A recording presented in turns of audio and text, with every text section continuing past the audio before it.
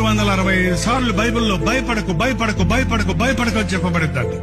ప్రతిరోజు ఉదయం లేచినట్టునే ఏదో ఒక భయం మనల్ని పట్టి పీడిస్తా ఉంది.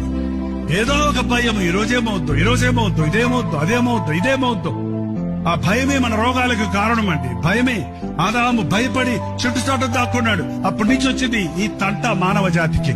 దేవుడు నాకు తోడై ఉన్నప్పుడు సింహాలు ఎదురైనా నేను భయపడను. సింహాల గుహలో దానియేలు భయపడలేదు. అగ్ని జ్వాలల మధ్యలో పడేసినప్పుడు శత్రుక పశక అబద్ధగోలు భయపడలేదు.